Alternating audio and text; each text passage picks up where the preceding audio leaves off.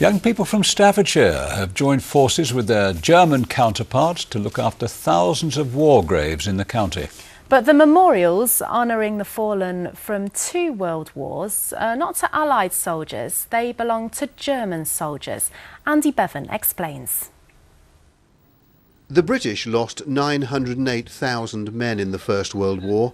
Germany lost 1.7 million. Several thousand of those are buried, along with some of their countrymen killed in the Second World War, at the German military cemetery on Cannock Chase. For the last 52 years, groups of young people from Germany have come here to tend the graves and learn about those who gave their lives in combat.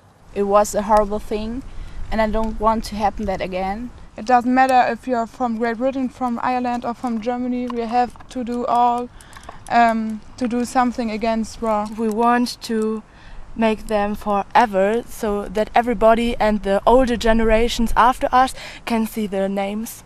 The cemetery was built in 1962, helped by 250 German boys. 3 years later, football legend Sir Stanley Matthews organised a tournament between the German visitors and their Staffordshire colleagues. Since then, the German War Graves Commission, the Volksbund, has kept that spirit alive, inviting local young people to lend a hand with the upkeep of the graves. This actual area of land is technically German soil because it's owned by the Volksbund. So all of the land around here is German territory. Yeah, German territory. It helps very much with reconciliation and understanding between young people from Staffordshire and young people from Germany. And young people from Staffordshire have the opportunity to go over to Bremen in northern Germany to do a similar sort of thing on an international camp over there. In a separate part of the cemetery, there are memorials to the crews of 4 Zeppelins shot down over England during the First World War.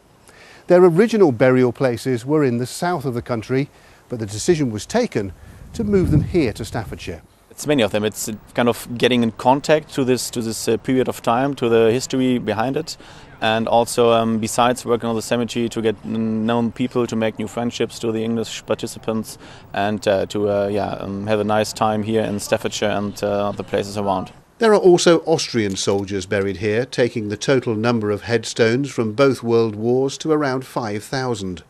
This is the only German war cemetery in this country, so while it's a place to remember our past differences, it's also testament to the peace that now exists between us. Andy Bevan, ITV News. German War Cemetery at Cannock Chase. The national and international news is a few moments away. Let's take a look at what's coming up, and Julie Etchingham has the headlines tonight. The terror on Mount Sinjar continues as thousands more flee for their lives. With IS offering no let-up to their rampage through towns and villages, we're at the river, which has become an escape route. Now the British government is considering sending Chinook helicopters to help the aid mission. We'll have the latest from our team in Iraq. Also ahead. Good morning, Vietnam! Tributes to Robin Williams as more details begin to emerge about his death. And from China with love, zookeepers at Edinburgh Zoo say Tian Tian is expecting a cub. Join Mark Austin in Erbil and me at 6:30.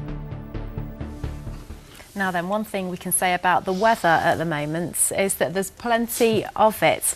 But this mixture of sunshine and heavy showers is providing us with early bumper crops of fruit and veg.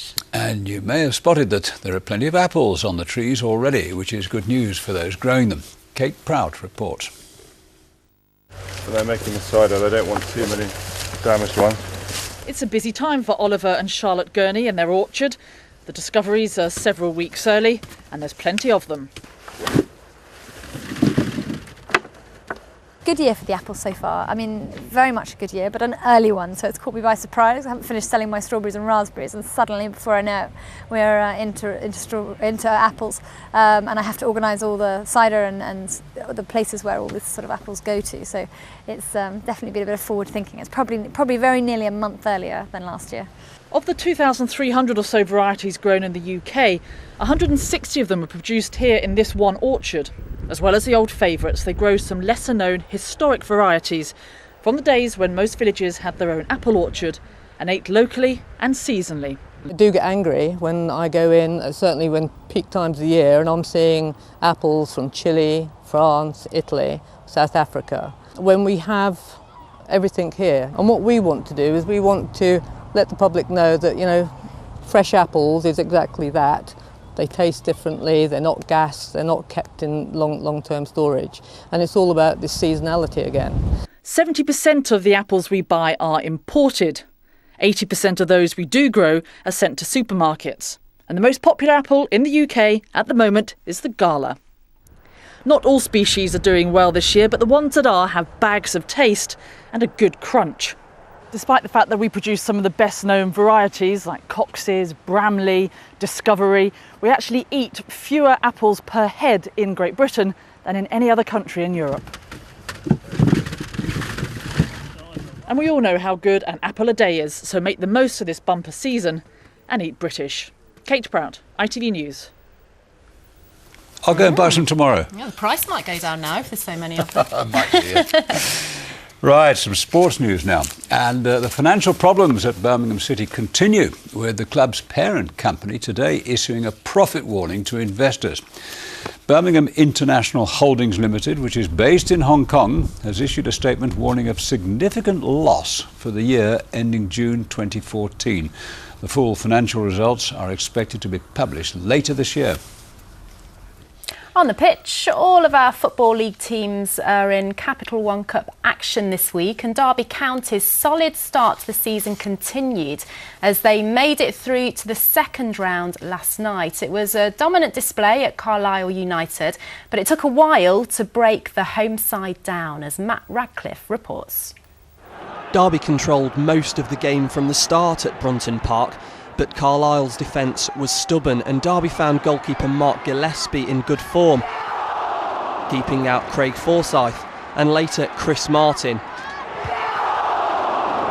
He was powerless to stop Martin just before half-time though, but last season's top scorer couldn't find the finish to match the control. Derby were held until just after the hour mark when a crucial 2 minutes decided the outcome. A great save from goalkeeper Lee Grant stopped David Symington from putting Carlisle in front. And shortly after, Jeff Hendrick's second of the season gave Derby the lead. Carlisle failed to really threaten the Derby goal in reply, and Chris Martin volleyed in Derby's second in the dying minutes to seal the win. Well, the rest of our teams play tonight, and there's a chance for giant-killing glory for Cheltenham, Shrewsbury and Gary Rowett's Burton Albion, who face Wigan at the Pirelli Stadium. It's nice to get a home draw against probably one of the biggest sides, you know, in the Championship, Wigan. And it'll be a really difficult game. But as we saw last season, we played Fulham, I think, in the second round, and they're great evenings here because nothing's expected. You know, but what we've showed certainly over pre-season and our cup record in the last few seasons has been really good. So again, you know, there's no reason why we can't, you know, cause Wigan one or two problems as we've done to one or two of the teams pre-season.